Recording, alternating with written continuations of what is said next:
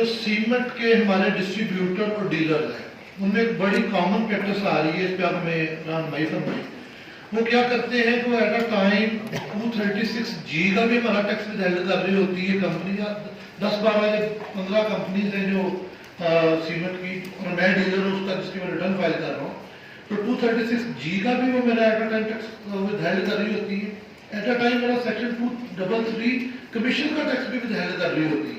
तो जब मैं अपनी इनकम टैक्स रिटर्न फाइल करूंगा तो क्या मैं कमीशन की करूंगा, क्या मैं बतौर ट्रेडर करूंगा और वो जो 0.5 या 1.5 या 0.25 बल्कि इसका सीमेंट का है भी है एक स्पेशल रेट, वो मिनिमम पे करूंगा, या मैं सेल को सेल में लेके जाऊंगा और कमीशन को पीछे अदर रेवेन्यू जो मुझे एडिशनल इनकम आई है उसकी वो चार्ज करूंगा। इसके ऊपर रहनुमाई करें। बेसिकली ये जो डिस्ट्रीब्यूटर जिसको हम कहते हैं, डिस्ट्रीब्यूटर हो गया या आपका होलसेलर हो गया या आपका किसी एक और क्या कहते हैं एजेंट भी, रिटेलर भी, डीलर हो गया, डिस्ट्रीब्यूटर हो गया और ये होलसेलर हो गया, तीन ये कैटेगरी हैं। तो एक हम कहते हैं कमीशन एजेंट है। तो कमीशन एजेंट बाद जो रियल कमीशन एजेंट होता है, वो रियल कमीशन एजेंट सिंपली वो अपना कमीशन लेता है, ना वो इनवॉइस परचेज की लेता है ना वो सेल की लेता है। हम तीन किस्म के ये एजेंट हो सकते हैं, तीनों को हम देखते हैं, फिर देखेंगे कि कैसे उसको आप रिप्राइज कर सकते हैं ताकि हम FBR के नोटिस से बच सकें या कैसे हम उसको अपनी कंटेंशन से कैसे प्रोटेक्ट कर सकते हैं। एक तो रियल कमीशन एजेंट है, जो रियल कमीशन एजेंट जो है वो इनवॉइस अपने नाम की नहीं लेगा और सेल अपने नाम की नहीं लेगा। डायरेक्ट जो मैन्युफैक्चरर है या प्रिंसिपल जो है वो डायरेक्ट यूजर या कंज्यूमर के नाम की इनवॉइस करेगा। ये दरमियान में डिलीवरी का और कलेक्शन का एजेंट होगा। पैसे हो सकता है यही ले, आगे से ले और फिर अकॉर्डिंगली ट्रांसमिट कर दे टू द प्रिंसिपल और उसमें से अपना कमीशन ले ले।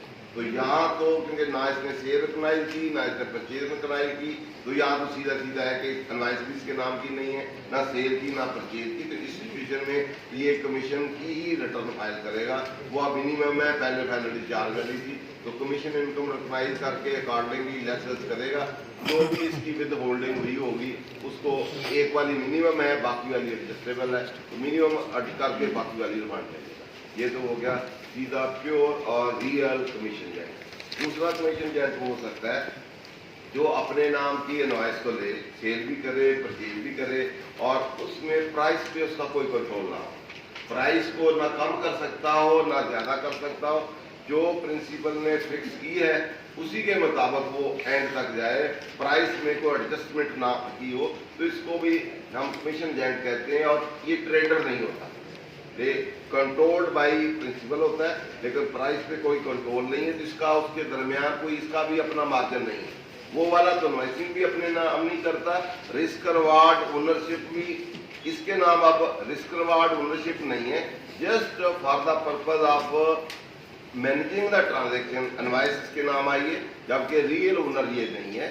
ओनरशिप की जो परचेज की उसकी ओनरशिप नहीं आई, जस्ट एक ट्रांजैक्शन हुआ है परचेज का, ओनरशिप इसकी नहीं है। रिस्क रिवार्ड उस चीज़ों से रिलेटेड है, वो प्रिंसिपल के हैं। प्रिंसिपल ने वैसे ही एज ए मैनेवरिंग ऑफ ट्रांजैक्शन इसके नाम की इनवॉइस कर दी और इसने उसी इनवॉइस से आगे सेल भी कर दी है। इसका दरमियान में जो मार्जिन है इसका अपना कोई मार्जिन नहीं है, क्योंकि जितने में परचेज की है उतने में इसमें सेल करनी। Ownership risk reward associated with the goods वो प्रिंसिपल के ही हैं। अगर कहीं कोई आग लग जाती है या कोई और सिचुएशन होती है तो प्रॉपर्टी जो भी मूव करती है गुड्स एंड तक वो प्रिंसिपल की है। तो इस सिचुएशन में ये रियल ट्रेडर नहीं है, ये इसकी ट्रेडर नहीं कि कमीशन एजेंट की है।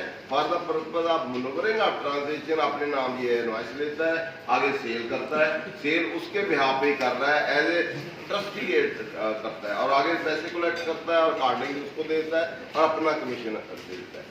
इस सिचुएशन में ये वाला जो है जो ट्रेडर कम कमीशन नहीं है, जस्ट प्योर कमीशन है, उसका कोई कंट्रोल प्राइस पे नहीं है एडजस्ट करने का। तो इस सिचुएशन में एक तो सेटल्ड लॉ इंडिया पाकिस्तान में है कि इसमें ये कमीशन नहीं रिकॉग्नाइज करेगा रियल नेचर ऑफ ट्रांजैक्शन। इसको अकाउंटेंसी में कहते हैं सबस्टांस ओवर फॉर्म, कि आप सबस्टांस ऑफ ट्रांजैक्शन देखा जाएगा और रियल नेचर ऑफ ट्रांजैक्शन देखी जाएगी। वो जो फॉर्म ऑफ ट्रांजैक्शन है, जो ट्रांजैक्शन में हो रहा है, उसको नहीं देखा जाएगा। तो इस सिचुएशन में वो कमीशन की कर सकता है। लेकिन हमारे यहाँ सिस्टम में अगर वो करेगा, सिर्फ कमीशन की करेगा, तो उसको नोटिस आ सकता है कि जी आपने जो सेल टैक्स में तो आपने परचेज भी दिखाई है, सेल भी दिखाई है, क्योंकि परचेज की इनवाइस भी है, सेल की इनवाइस भी है, तो इतनी आपने सेल कंसेल की है, इतनी परचेज की है, आपको 111 क्यों लगा दिया जाए। तो इस सिचुएशन में बाद से मेरा पिछले 5-7 सालों से लोगों ने कमीशन की वो इस तरह डिक्लेयर की है।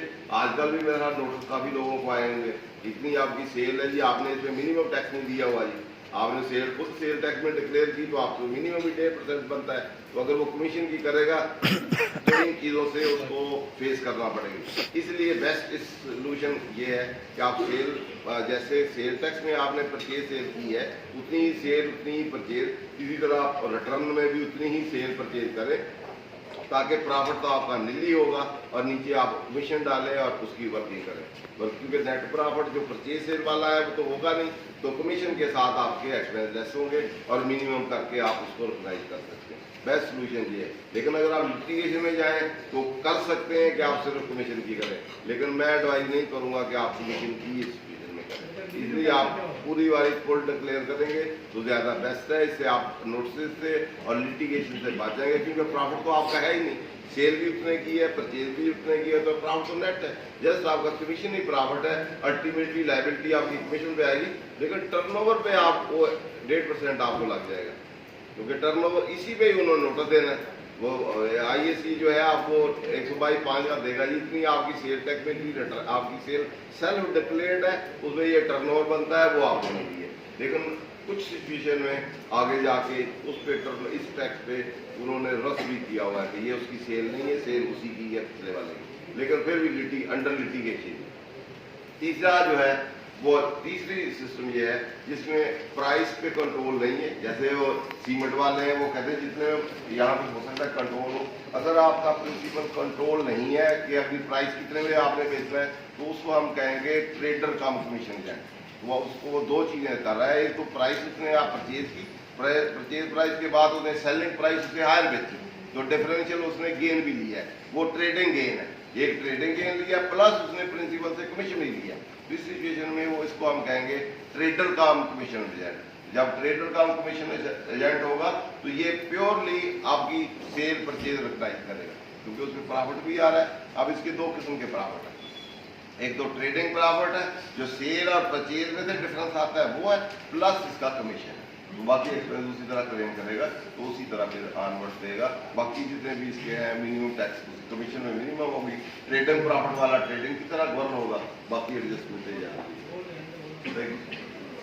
इस पर कुछ सवाल है? तो सर इसमें वो जो कमीशन परचेज और सेल्स को अगर डिक्लेयर करें तो उसमें वो जो 1.5% मिनिमम है वो तो पे करना पड़ जाएगा ना? जी जी जी। वो अगर वो उस चीज़ से बचने के लिए दूसरा फैक्टर जो था कमीशन का, तो सेल को डिक्लेयर कर देंगे तो फिर 1.5 देना और ये वो दो इनकम होगी ना जी जी। पहली वाली सिचुएशन जो थी उसमें टर्नओवर नहीं है जी। पहले जो प्योर कमीशन एजेंट है वहां तो टर्नओवर का कंसेप्ट ही नहीं, ना आपने परचेज डिक्लेयर की ना आपने सेल की, तो वो तो कमीशन ही लिया। तो कमीशन पे जो विद होल्ड किया या नहीं किया या कहीं से भी है तो आपने मिनिमम देना चाहिए, ठीक है। दूसरी सिचुएशन में जब आप सेल डिक्लेयर करते हैं तो सेल का तो मिनिमम आपने देना ही देना।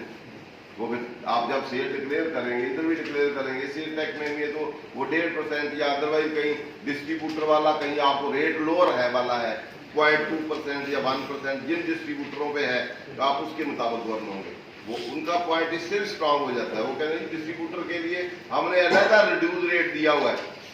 अगर लेजिस्लेटर की ये इंटेंशन होती कि ये डिस्ट्रीब्यूटर नहीं है तो इसका रेट फिर क्यों हम वो दूसरों के लिए क्यों 0.2 या 0.1 करते हैं, इसलिए डिस्ट्रीब्यूटर ने ये सब कुछ डिक्लेयर करना है, ठीक है। इसीलिए जो मैंने कहा ना बेस्ट पॉलिसी है कि आप डिक्लेयर करेंगे।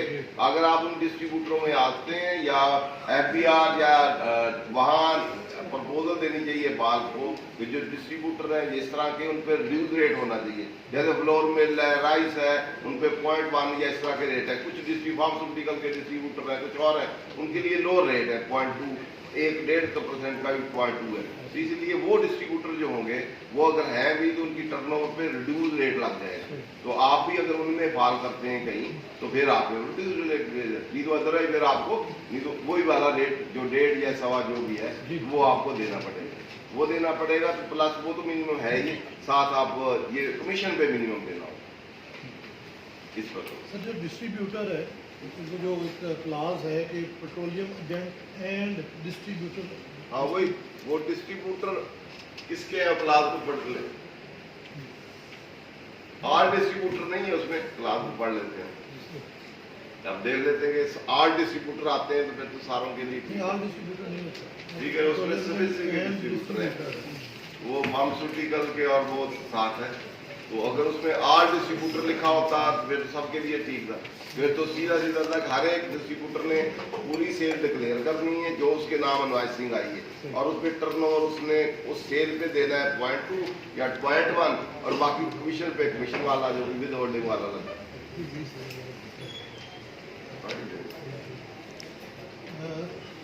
Petroleum agents and distributors who are registered under the sale tax act 1990। अब ये इसको देखिए, अगर आप एजेंट और डिस्ट्रीब्यूटर को देखें तो वो प्रीफिक्स्ड है बाय द फार्मास्यूटिकल।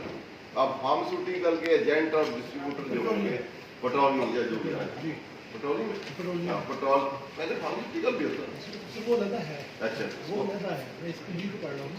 अच्छा ये इसमें 2-3 के डिस्ट्रीब्यूटर है। एक distributor of pharmaceutical products, fast moving consumer goods and cigarette, ये इन पे रिड्यूस रेट है 0.2। अगर आपकी चीजें इनमें फाल करती हैं, एक distributor of pharmaceutical product, fast moving, ये भी डिफाइन है फास्ट मूविंग और ड्यूरेबल लॉ में पहले नहीं होती थी, आप बताएंगे। इनमें अगर आप फाल करते हैं या सिगरेट है तो ये 0.2 है।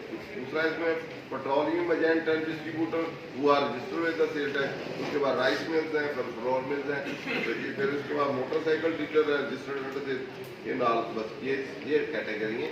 इनके अलावा जितने भी डिस्ट्रीब्यूटर होंगे, डीलर होंगे, होलसेलर होंगे वो नाक में जाएंगे अनलेस सेंट्रल सेकंड शेड्यूल में वहाँ की संक्शन ना हो, यहाँ रेट गिवन है। तो इससे जाहिर होता है कि हमें सेल डिक्लेयर करनी है। वो कह सकते हैं कि लेजिस्लेटर की इंटेंशन ये थी, अगर आपको रिड्यूस रेट देना होता तो आप कभी इधर लिखा हो, क्योंकि जिनका लिखा है ये भी एजेंट और डिस्ट्रीब्यूटर ही है।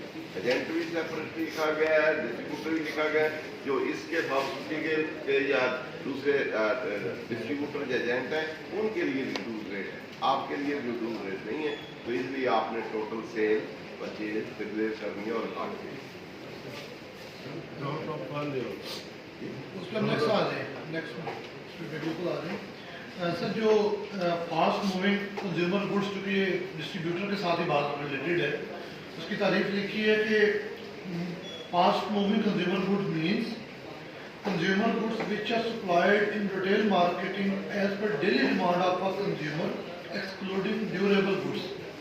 सर मेरा सवाल ये है कि अगर मैं कोई चीज़ जैसे सीमेंट है, मैं कोई चीज़ टाइल्स है, मैं कोई चीज़ ऐसी जो ड्यूरेबल से हम क्या मुराद लेंगे, इसमें सिर्फ इसकी तरफ बाइफिकेशन है। गुड्स की 2 कैटेगरी होती हैं, एक होती हैं कैपिटल गुड्स, एक होती हैं कंज्यूमर गुड्स। कैपिटल गुड्स होती हैं which are use for production of an other goods. Capital goods होगी जो यूज करें तो उससे और गुड्स बने, जैसे मशीनरी है, प्लांट एंड मशीनरी, इस तरह की चीज़ें, जिससे हमने फर्दर गुड्स बनाए। कंज्यूमर गुड्स या यूटिलिटी गुड्स होती हैं जो एग्जॉस्ट हो जाए, वंस हम यूज़ करें तो ख़त्म हो जाए। उसमें 2 चीज़ें फर्दर होती हैं। कंज्यूमर गुड्स में जो जनरल डेली यूज़ या अदरवाइज हम यूज़ करें, तो यूज़ में एक शॉर्ट टर्म यूज़ है, शॉर्ट टर्म यूज़ इमीडिएटली ख़त्म हो जाएगी खाने पीने वाली चीज़ें। एक ड्यूरेबल होती हैं जो लॉन्ग टर्म यूज़ हो लेकिन फर्दर गुड्स प्रोड्यूस ना करें, जिस तरह फ्रिज है, AC है, इनको हम ड्यूरेबल गुड्स कहते हैं। जिनकी लाइफ शॉर्ट टर्म ना हो, शॉर्ट टर्म से ज़्यादा हो, 6 महीने, साल, इस तरह की हो, लेकिन हो वो यूज़ ही, फर्दर गुड प्रोड्यूस ना करें, तो उसको हम कंज्यूमर गुड। अब कंज्यूमर गुड की 2 कैटेगरी हुई, शॉर्ट टर्म यूज़ वाली और ड्यूरेबल लॉन्ग टर्म यूज़ वाली। फ्रिज हो गया, TV हो गया, इस तरह की चीज़ें जो है ये ड्यूरेबल गुड्स। ये इनकी कैटेगरी कंज्यूमर कोड भी इसमें डिफाइन है। वही मैंने पढ़ा ना, उसमें सीधा ये कह के भी जो फिर अदर देन उन्होंने कहा कंज्यूमर कोड उन्होंने फास्ट मूविंग को डिफाइन कर दिया जो डेली यूज हो। तो डेली यूज है जो खाने पीने वाली चीजें हैं, सब्जियां, खाना पीना, ये वो। तो ड्यूरेबल को उसने खुद ही एक्सक्लूड कर दिए। ड्यूरेबल मीन्स एसी शेसी या फ्रिज है, टीवी है, कुकिंग रेंज है, इस तरह की जो है ये ड्यूरेबल। एलपीजी गैस, एक दोस्त ने पूछा कि एलपीजी गैस है, ये भी ड्यूरेबल में आएगी? ये सॉरी ड्यूरेबल में नहीं आएगी, ये भी फास्ट फूड में आएगी। अगर जो चीज आप जैसे एलपीजी डेली यूज जो भी होगी, डेली वो कुकिंग के लिए यूज होगी तो उसमें आएगी, कंज्यूमर में आएगी। अगर आप फास्ट फूड में आएगी, फास्ट फूड में आएगी, क्यों नहीं आएगी? फास्ट फूड जो डेली आप उसके लिए चूल्हा जलाते होंगे ना, तो डेली यूज होती होगी वो। जो पेट्रोल भी है डेली यूज में ही आते हैं सारी चीजें। ड्यूरेबल है लॉन्ग टर्म यूज। जैसे एसी मैंने कहा, एसी है, टीवी है, तो ये ड्यूरेबल है। ये ड्यूरेबल जो है वो एक तो उसकी लाइफ ज्यादा हो, तो ऐसे समझे कि लाइफ उसकी 6 महीने साल जब उसका हो। फर्दर आप ज्यादा इसको बेनिफिटली देखना चाहें तो डायरेक्ट डिक्शनरी जो है उसमें ड्यूरेबल कंज्यूमर गुड की अलग अलग डिफाइंड है, उसमें आप देख सकते हैं कि इसकी क्या मिलेगा। ड्यूरेबल से मुराद यही है लॉन्ग टर्म लाइफ है, consumer he not producing further good but used over a period, certain period. तो जो कंज्यूमर दूसरी वाली है वो इमीडिएटली डेली बेसिस पे जैसे उन्होंने डिफाइन किया। कंज्यूमर गुड्स को दो हिस्सों में उन्होंने कैटेगरी अदर देन ड्यूरेबल में, ड्यूरेबल जो लॉन्ग टर्म के लिए थोड़ा सा लॉन्ग टर्म होगी कंज्यूमर गुड की, फर्दर प्रोड्यूस कैपिटल गुड नहीं होगी, लेकिन उसकी लाइफ जो है लॉन्ग टर्म। सर किसी जो डिस्ट्रीब्यूटर की जो कमीशन एजेंट की कैटेगरी में पेट्रोल पंप्स आते हैं, तो पेट्रोल पंप्स के हवाले से हमें रहनुमाई करें। कुछ पंप्स होते हैं जो कंपनी के साथ लीजिंग 20-20, 30 साल की होती है, कुछ पे लीज नहीं होती, लेकिन वो जो भी गुड्स देते हैं जो प्राइस उनकी फिक्स होती है, हम उसको खुद मैनिपुलेट नहीं कर सकते, तो उस पर हमें कमीशन मिलता है। कुछ सिर्फ ट्रेडिंग के केसेस होते हैं जो फिर लेते भी हैं और आगे मार्केट में होलसेल या अदरवाइज उसको जनरल ट्रेडिंग भी करते हैं। इन तीनों कैटेगरीज में हम किस तरह उनकी इनकम टैक्स रिटर्न जो है वो प्रिपेयर करेंगे? ये बेसिकली जो पहले मैंने बताया कि हम कैटेगरी हर एक अपनी अपनी देखेंगे। जो पेट्रोल पंप वाला प्योर एजेंट है, एक तो ये है कि जो शेल वाला जो उनका अपना ही है, उसने आपका पेट्रोल पंप ले लिया, तो आप उसके सुपरवाइजर हैं, ओनरशिप उनकी है पेट्रोल पंप की, पेट्रोल उनका है, बिक रहा है कंज्यूमर को, आप कंट्रोलिंग के लिए आप एम्प्लाई हैं या सुपरविजनल रोल है आपका। सुपरविजनल रोल में आपको सर्विस भी दे सकते हैं, आपको कमीशन भी दे सकते हैं कि हमारे पैसे कलेक्ट करो, हमारी चीज़ों की कस्टडी रखो, केयर करो, उसके लिए हम आपको इतना कमीशन दे देंगे। तो उस सिचुएशन में तो वो जो शेल वाला जब उसी की है, सारी सेल भी उसकी है, परचेज भी उसकी है, प्रॉफिट भी उसके हैं, और आपको वो जिस तरह एम्प्लाई है तो उनको सैलरी दे देगा। अगर आपको एज ए रखा हुआ है, एज ए एजेंट रखा हुआ है, तो आपकी सर्विस भी दे देगा या कमीशन दे देगा। एक तो सिचुएशन ये हो सकती है कि जो जिसका पेट्रोल पंप है या जो पेट्रोल डिस्ट्रीब्यूशन कंपनी है वही ओन करे उसको, प्रोडक्ट भी वही ओन करे, और जो पेट्रोल पंप है उसको भी वही ओन करे, वही सेल करे थ्रू डिफरेंट पीपल। तो पीपल जो है जितने उनकी सर्विस या उनका कमीशन या कोई भी शेप से सुपरविजनल रोल उनका कर ले, तो उस सिचुएशन में सारी सेल परचेज उसकी अपनी हो, जो सप्लायर है वही, जो डिस्ट्रीब्यूशन कंपनी। दूसरी सिचुएशन है कि पेट्रोल पंप आपका है, आप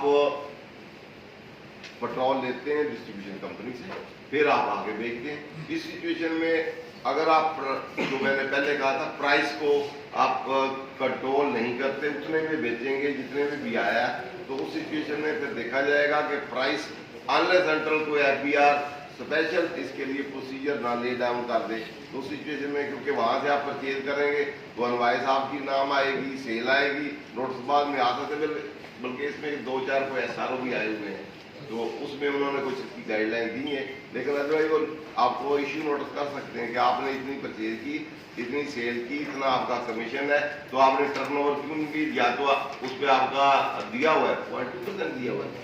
पेट्रोलियम पे भी आपको डिस्ट्रीब्यूटर है 0.25 जो दिया हुआ है, आप सेल परचेज डिक्लेयर कर रहे हैं और रजिस्टर्ड भी हो।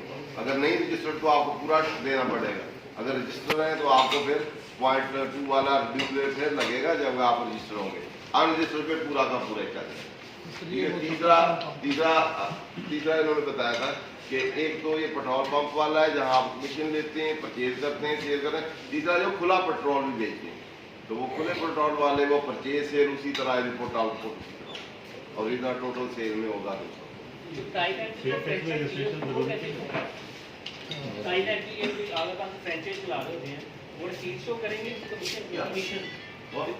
लेके जैसे तो मैंने जो फ्रेंचाइज ली है, मैं उनकी वो टेस्ट वगैरह करवा रहा हूँ, तो वो मैं कमीशन शो करूँगा कि वो जो मैंने टेस्ट की पेमेंट ले रहा हूँ, आगे पेमेंट कर रहा हूँ, फिर वो उनका एग्रीमेंट पे डिपेंड करता है ना कि एग्रीमेंट किस चीज़ का है। अगर वो कमीशन एजेंट है तो कमीशन वाले करेंगे, किसी और की जगह बैठे हुए हैं। अगर कोई रॉयल्टी वाले हैं तो रॉयल्टी वाला करेंगे। अगर वो ट्रेडिंग को काम कर रहे हैं जैसा, वो तो यूजुअली तो सर्विसेज होते हैं, मेडिकल सर्विसेज हैं सारी, वो लैब की जितने भी लोग आएंगे जाएंगे तो उसके मुताबिक वो PRA में। अब इनकम टैक्स की बात कर रहे हैं, इनकम टैक्स में तो वो जैसे इनकम में अगर इनकम टैक्स को देखें तो इसमें 3 बेसिकली नेचर ऑफ एंटिटीज होती है। एक आपका मैन्युफैक्चरर होते हैं, एक आप ट्रेडर होते हैं, और एक सर्विस प्रोवाइडर होते हैं। टोटल ओवरऑल हम डिवाइड करें तो आपकी मैन्युफैक्चरिंग या इंडस्ट्रियल कंसर्न कह लें, उसमें आप कोई चीज़ लेते हैं, उसकी शेप, उसका फंक्शन, चीज़ों को चेंज करते हैं, फिर आगे बेचते हैं। इस सिचुएशन में अकाउंटिंग में manufacturing, trading, profit and loss बनते हैं, वो उसको हम कहते हैं मैन्युफैक्चरिंग। तो मैन्युफैक्चरिंग की फिर नेट प्रॉफिट उसी तरह कन्वर्ट करें। एक है आपके ट्रेडर, ट्रेडर भी बाय एंड सेलिंग गुड्स, वो खुद उसको गुड्स जो बाय की है उसको चेंज नहीं करेगा, नेचर, फंक्शन या उसकी शेप चेंज नहीं करेगा, प्रोडक्ट उसी तरह ही रहेगी और प्रोडक्ट को फिर आगे बेचेगा। तो इसमें ट्रेडिंग, प्रॉफिट एंड लॉस बनेगा। ट्रेडिंग भी बाय एंड सेलिंग गुड्स की आगे सेल कर दी तो ये ट्रेडर में आएगा। तीसरा थर्ड कैटेगरी सर्विस प्रोवाइडर। इसमें सर्विस जो होती हैं वो इन पहले वाली जो डिस्क्रिप्ट हैं वो टेंजिबल चीजें विजिबल होती हैं, आप देख सकते हैं, टच कर सकते हैं। इस सर्विसेज में आप विजिबल चीजें नहीं होगी, या प्रोफेशनल है, चार्ट अकाउंटेंट है, वकील है, डॉक्टर है, इस तरह की चीजें, वो सर्विस प्रोवाइडर है। तो सर्विस प्रोवाइडर जो होगा वो सर्विसेज इनकम होगी उसकी, उसको हम उसकी आगे कैटेगरी बहुत सी कर सकते हैं। जैसे कमीशन पे भी सर्विस का ही एक पार्ट है, तो कमीशन, ब्रोकरेज हो गया, कमीशन होगा, ये सर्विस की आगे एक कैटेगरी है। उनकी अपनी मेथोडोलॉजी डिफरेंट है, जिसकी वजह से हम, क्योंकि profession service usually professional skill apply होती है। ब्रोकरेज में जो ब्रोकरेज वाला कंसेप्ट या कमीशन वाला है वो ज़्यादा गुड्स से डील करता है, प्रोफेशनल कंट्रीब्यूशन उसमें कम होती है। तो उस सिचुएशन में फिर वो रियल सर्विसेज नहीं होती, इसलिए हम उसको कमीशन या ब्रोकरेज या वो डीलिंग ऑफ गुड्स होती है, इस वजह से उसको हम ब्रोकरेज या वो करते हैं। तो ये थर्ड कैटेगरी जो सर्विसेज है, तो सर्विसेज, इसमें सर्विसेज इनकम आएगी। पहले वाले में मैन्युफैक्चरिंग से जो सेल इनकम आएगी, ट्रेडिंग जो है उससे क्रॉस सेल आएगी, इतना बाकी एक्सपेंस और कास्ट ऑफ सेल उसी तरह लेस करेंगे। अब जुगताई लैब है या मेडिकल है वो सर्विसेज में आएंगे। अब रॉयल्टी पे होती है, रॉयल्टी एक एक्सपेंस है ना बेटा, किसी को रॉयल्टी वो तो एक्सपेंस है, आपने किसी से ब्रांड लिया है, ट्रेडमार्क लिया है या रॉयल्टी ली है, तो वो रॉयल्टी के आप एक्सपेंस उसको दे देंगे, वो एज एक्सपेंस बुक करेंगे, लेने वाला उसको अपनी इनकम बुक करेंगे, ठीक है। और उसकी रॉयल्टी इनकम, वो सर्विसेज की आगे कैटेगरी हजारों हो सकती है ना। जैसे एक चार्ट अकाउंटेंट है वो अपनी फीस प्रोविजन फी कह लेगा, मेडिकल वाला है तो वो फी कह लेगा, कोई रॉयल्टी कह लेगा, कुछ कोई दूसरी चीजें हैं वो इस तरह डिफरेंट कैटेगराइज होती है, वो तो नेचर है।